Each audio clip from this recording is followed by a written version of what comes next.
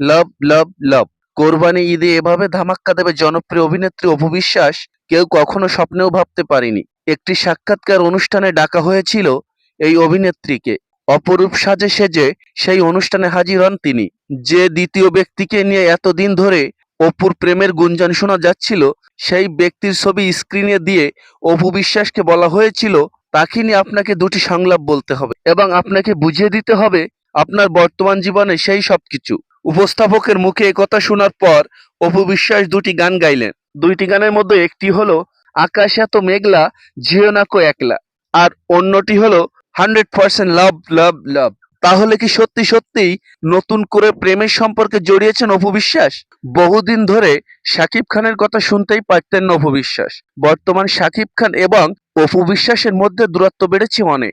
জীবনটা অপু বিশ্বাসের দুঃখ কষ্টে ভরা একটা নদী। বর্তমানে শাকিব খান অপুর কোনো খোঁজ খবর রাখে না। মা বাবাও অনেক কম বয়সে অপু বিশ্বাসকে ছেড়ে চলে গেছে।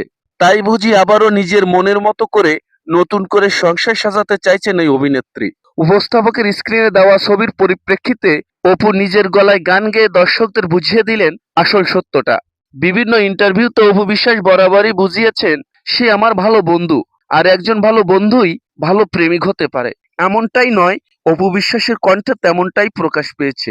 সো ভিউয়ার্স, ভিডিওটি ভালো লাগলে লাইক, কমেন্ট, শেয়ার এবং সাবস্ক্রাইব করুন। ভালো থাকবেন, ধন্যবাদ।